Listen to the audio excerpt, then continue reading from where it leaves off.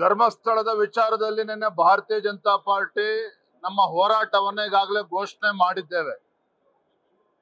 ಧರ್ಮ ರಕ್ಷಣೆಗಾಗಿ ಧರ್ಮ ಯುದ್ಧ. ಇವತ್ತು ರಾಜ್ಯದ ಮುಖ್ಯಮಂತ್ರಿಗಳು, ಉಪಮುಖ್ಯಮಂತ್ರಿಗಳು, ರಾಜ್ಯ ಸರ್ಕಾರದ ಪರಿಸ್ಥಿತಿ ಎಲ್ಲಿಗೆ ಬಂದು ನಿಂತಿದೆ ಅಂತ ಹೇಳಿದ್ರೆ, ಪಾಪ ಸಿದ್ದರಾಮಯ್ಯನವರು ಯಾರೋ ಎಡಪಂಥೀಯ ಶಕ್ತಿಗಳ ಒತ್ತಡಕ್ಕೆ ಮಣಿದು ಧರ್ಮಸ್ಥಳದಲ್ಲಿ SIT ತನಿಖೆಗೆ ಆದೇಶ ಮಾಡಿದ್ರು. ನಾವು ಕೂಡ ಸ್ವಾಗತ ಮಾಡಿದ್ವಿ. ಏನು ಸಿದ್ದರಾಮಯ್ಯನವರು ಕನಸು ಕಾಣ್ತಾ ಇದ್ರು, ಗುಂಡಿ ತೆಗ್ದಂಗು ಗುಂಡಿ ಬಗ್ದಂಗು ಇವ್ರಿಗೇನೋ ಸಿಕ್ಬಿಡುತ್ತೆ ಅಂತೇಳಿ ಪಾಪ ಇಲ್ಲಿ ವಿಧಾನಸೌಧದಲ್ಲಿ ಕುತ್ಕೊಂಡು ಸಿದ್ದರಾಮಯ್ಯನವರು ಕನಸು ಕಾಣ್ತಾ ಇದ್ರು. 15-16 ಗುಂಡಿಗಳು ತೋಡಿದ್ರು ಸಹ ಅಲ್ಲಿ ಧರ್ಮಸ್ಥಳದಲ್ಲಿ ಏನೂ ಸಿಕ್ಕಿಲ್ಲ. ಈಗ ಆತಂಕದಲ್ಲಿದ್ದಾರೆ ಸಿದ್ದರಾಮಯ್ಯನವರು, DK ಶಿವಕುಮಾರ್ ಅವರು. ಯಾವ ಮುಖ್ಯಮಂತ್ರಿಗಳು, ಉಪಮುಖ್ಯಮಂತ್ರಿಗಳು ಎಡಪಂಥೀಯ ಶಕ್ತಿಗಳ ಮಾತನ್ನು ನಂಬಿಕೊಂಡು ಧರ್ಮಸ್ಥಳ ವಿಚಾರದಲ್ಲಿ SIT ತನಿಖೆ ಮಾಡಿ ಆ ದೂರುದಾರನಿಗೆ ಒಂದು ಮಾಸ್ಕ್ ಹಾಕ್ತಕ್ಕಂತ ಕೆಲಸ ಮಾಡಿದ್ರು. ಇವತ್ತು ಮುಖ್ಯಮಂತ್ರಿಗಳು, ಉಪಮುಖ್ಯಮಂತ್ರಿಗಳು ಪರಿಸ್ಥಿತಿ ಎಲ್ಲಿಗೆ ಬಂದಿದೆ ಅಂತ ಹೇಳಿದ್ರೆ, ಆ ದೂರುದಾರನ ಮುಖವಾಡ ಏನೋ ಕಳಚಿ ಬಿದ್ದಾಗಿದೆ.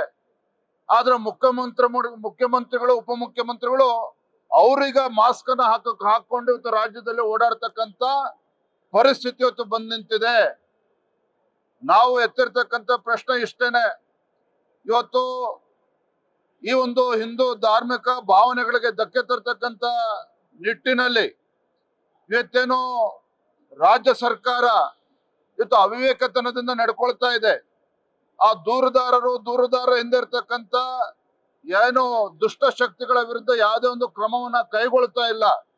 ಅಪಪ್ರಚಾರದ ನಿಟ್ಟಿನಲ್ಲಿ ಸಾಮಾಜಿಕ ಜಾಲತಾಣದಲ್ಲಿ ಏನು ಅಪಪ್ರಚಾರಗಳು ನಡೀತಾ ಇದೆ. ಏನ್ ಹಿಂದೂ ಕಾರ್ಯಕರ್ತರ ಹತ್ಯೆ ಏನಾರು ಒಂದು ಪೋಸ್ಟ್ ಮಾಡಿದ್ರು ಸೋಷಿಯಲ್ ಮೀಡಿಯಾದಲ್ಲಿ ಅಂತ ಹೇಳಿದ್ರೆ 24 ಗಂಟೆಲಿ ಅವ್ನ ಅರೆಸ್ಟ್ ಮಾಡ್ತಾರೆ. ಆದ್ರೆ ಇವತ್ತು ಧರ್ಮಸ್ಥಳ ದೇವಸ್ಥಾನದ ವಿಚಾರದಲ್ಲಿ, ಧರ್ಮಸ್ಥಳದ ವಿಚಾರದಲ್ಲಿ 15-20 ದಿನದಿಂದ ಸರಾಗವಾಗಿ ಅಪಪ್ರಚಾರ ನಡೀತಾ ಇದ್ರು ಸಹ ಇವರ ವಿರುದ್ಧ ಯಾವುದೊಂದು ತನಿಖೆ ಇಲ್ಲ. ಹಾಗಾಗಿ ಇದ್ರ ವಿರುದ್ಧ ನಾವು ಭಾರತೀಯ ಜನತಾ ಪಾರ್ಟಿ ಹೋರಾಟವನ್ನ ಕೈಗೆತ್ಕೊಂಡಿರ್ತಕ್ಕಂಥದ್ದು. ಮಾನ್ಯ ಮುಖ್ಯಮಂತ್ರಿಗಳು ಸದನದಲ್ಲಿ ಏನು ಚಿನ್ನಸ್ವಾಮಿ ಕ್ರೀಡಾಂಗಣದ ಕಾಲ್ತುಳಿತದಲ್ಲಿ 11 ಜನ ಮರಣವನ್ನ ಹೊಂದಿದ್ರು. ನಾನೇನು ಇವತ್ತು ಮುಖ್ಯಮಂತ್ರಿಗಳು ಉತ್ತರ ಕೊಡಬೇಕಾದ್ರೆ ಬಹಳ ಭಾವುಕರಾಗಿ ಆ ಒಂದು ವಿಚಾರವನ್ನ ಪ್ರಸ್ತಾಪ ಮಾಡ್ತಾರೆ ಅಂದ್ಕೊಳ್ತಿದ್ರೆ, ಬಹಳ ಆರಾಮಾಗಿ ಹರಿಕತೆಯನ್ನು ಹೇಳ್ತಕ್ಕಂಥ ಕೆಲಸ ಮಾಡಿದ್ರು. ರಾಷ್ಟ್ರ ಮಟ್ಟದಲ್ಲಿ, ಅಂತಾರಾಷ್ಟ್ರೀಯ ಮಟ್ಟದಲ್ಲಿ ಯಾವ ರೀತಿ ಕಾಲ್ ತುಳಿತಾ ಇತ್ತು, ಎಲ್ಲಿ ಸಾವು ನೋವುಗಳಾಯ್ತು ಅನ್ನುವ ಡಾಟಾನ ಕೊಡ್ತಾ ಇದ್ರು. ನಾನು ಮಾಧ್ಯಮದ ಸ್ನೇಹಿತರ ಮೂಲಕ ರಾಜ್ಯದ ಮುಖ್ಯಮಂತ್ರಿ ಕೇಳೋದಕ್ಕೆ ಇಚ್ಛೆ ಪಡ್ತೇನೆ. ಇವತ್ತು ಸಾವಿನಲ್ಲಿ ರಾಜಕಾರಣ ಮಾಡ್ತಾ ಇರ್ತಕ್ಕಂಥದ್ದು ಭಾರತೀಯ ಜನತಾ ಪಾರ್ಟಿ ಅಲ್ಲ. ಏನು ಹಿಂದೆ ಕೋವಿಡ್ ಸಂದರ್ಭದಲ್ಲಿ ಇದೇ ಚಾಮರಾಜನಗರದಲ್ಲಿ ಆಕ್ಸಿಜನ್ ಶಾರ್ಟೇಜ್ ಇಂದ 36 ಜನ ಸತ್ತೋದ್ರು ಚಾಮರಾಜನಗರ ಜಿಲ್ಲೆನಲ್ಲಿ. ಏನ್ ಮಾಡಿದ್ರಿ ಸಿದ್ದರಾಮಯ್ಯನವರೇ, DK ಶಿವಕುಮಾರ್ ಅವರೇ? ರಾಹುಲ್ ಗಾಂಧಿಯನ್ನ ಕರ್ಕೊಂಡು ಬಂದು ಕಳೆದ ಚುನಾವಣೆ ಸಂದರ್ಭದಲ್ಲಿ ಭಾರತ್ ಜೋಡೋ ಯಾತ್ರೆ ಮಾಡಿದ್ರಿ. ಏನ್ ಭರವಸೆ ಕೊಟ್ಟಿದ್ರಿ?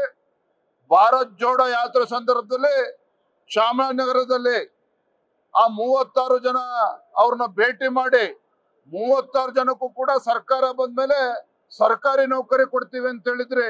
ಎಲ್ಲೋಯ್ತು ಸ್ವಾಮಿ? ಸರ್ಕಾರ ಬಂದು 2.5 ವರ್ಷ ಆದ್ರೂ ಸಹ ಇವ್ರ ಯೋಗ್ಯತೆಗೆ ಸರ್ಕಾರಿ ನೌಕರಿ ಕೊಡಕ್ ಸಾಧ್ಯ ಆಯ್ತಾಗಾದ್ರೆ? ಇಲ್ಲಿ ಭಾಷಣ ಬಿಗಿತಾರಲ್ಲ ಇವತ್ತು ಮುಖ್ಯಮಂತ್ರಿಗಳು. ಆ 36 ಜನಕ್ಕೆ ಇವತ್ತು ಕುಟುಂಬಗಳಿಗೆ ಸರ್ಕಾರಿ ನೌಕರಿ ಕೊಡೋದಕ್ಕೆ ಸಾಧ್ಯ ಆಗಿಲ್ಲ. ಹಾಗಾಗಿ ಆ ಸಾವಿನಲ್ಲೂ ಕೂಡ ರಾಜಕಾರಣ ಮಾಡಿರ್ತಕ್ಕಂಥದ್ದು ಭಾರತೀಯ ಜನತಾ ಪಾರ್ಟಿ ಅಲ್ಲ, ಕಾಂಗ್ರೆಸ್ ಪಕ್ಷದವರು. ಇವತ್ತು ನಮ್ಮ ಮೇಲೆ ಇವತ್ತು ಆರೋಪ ಮಾಡ್ತಾರೆ. ಇವತ್ತು ಚಿನ್ನಸ್ವಾಮಿ ಕಾಲ್ ತುಳಿತ ಪ್ರಕರಣ ಎಲ್ಲ ಹರಿಕತೆ ಹೇಳಿದ್ರಲ್ಲ ಮಾನ್ಯ ಮುಖ್ಯಮಂತ್ರಿಗಳು. ಇವತ್ತು ತಮ್ಮ ಹುಳುಕನ್ನ, ತಮ್ಮ ತಪ್ಪನ್ನ ಮುಚ್ಚಿ ಹಾಕಿಕೊಳ್ತಕ್ಕಂಥ ಸಲುವಾಗಿ ಅಮಾಯಕ ಪೊಲೀಸ್ ಅಧಿಕಾರಿ ಮೇಲೆ ನೀವು ಇವತ್ತು ಕ್ರಮವನ್ನ ಕೈಗೊಂಡ್ರಲ್ಲ, ಪೊಲೀಸ್ ಇಲಾಖೆಗೆ ಅಪಮಾನ ಮಾಡ್ತಕ್ಕಂಥ ಕೆಲಸ ಮಾಡಿದ್ರಲ್ಲ, ಅದಕ್ಕೆ ಉತ್ತರನ ಕೊಡಬೇಕಿತ್ತು ಮುಖ್ಯಮಂತ್ರಿಗಳು. ತಮ್ಮ ತಪ್ಪನ್ನ ಮುಚ್ಚಿ ಹಾಕಿಕೊಂಡು ಇವತ್ತು RCB ತಪ್ಪಿತಸ್ಥರು, KCS ತಪ್ಪಿತಸ್ಥರು, DNA ತಪ್ಪಿತಸ್ಥರು, ಪೊಲೀಸ್ ಅಧಿಕಾರಿಗಳು ತಪ್ಪಿತಸ್ಥರು. ಈ ಜಡ್ಜ್ಮೆಂಟ್ ಯಾರು ಕೊಟ್ಟಿದ್ದಾರೆ? ಮುಖ್ಯಮಂತ್ರಿಗಳು ಕೊಟ್ಟಿದ್ದಾರೆ. ಆದ್ರೆ ಈ ಎಂಟೈರ್ ಎಪಿಸೋಡ್ ನಲ್ಲಿ ಯಾರಾದ್ರೂ ಅಪರಾಧಿ ನಂಬರ್ 1 ಅಂತ ಹೇಳಿದ್ರೆ ಇವತ್ತು ಕೂಡ ಹೇಳ್ತಾ ಇದ್ದೇನೆ, ರಾಜ್ಯದ ಮುಖ್ಯಮಂತ್ರಿಗಳು ಅಪರಾಧಿ 1 ಇದರಲ್ಲಿ. DK ಶಿವಕುಮಾರ್ ಅವರು ಉಪಮುಖ್ಯಮಂತ್ರಿಗಳು ಅಪರಾಧಿ ನಂಬರ್ 2. ಇವರ ಹುಳುಕನ್ನ ಮುಚ್ಚಿ ಹಾಕೊಂಡು ಇವತ್ತು ನಮಗೆ ಭಾಷಣ ಬಿಗಿತಕ್ಕಂತ ಕೆಲಸ ಮಾಡ್ತಾರೆ. ಇವತ್ತು ಬೇರೆ ಬೇರೆ ರಾಜ್ಯಗಳಲ್ಲಿ, ಯಾವುದೇ ರಾಜ್ಯದಲ್ಲಿ ಅನೇಕ ಪ್ರಕರಣಗಳು ಕಾಲ್ ತುಳಿತ ಬೇರೆ ಬೇರೆ ಸಂದರ್ಭದಲ್ಲಿ ಆಗಿದ್ದಾವಿಲ್ಲ ಅಂತ ನಾವು ಹೇಳೋದಿಲ್ಲ.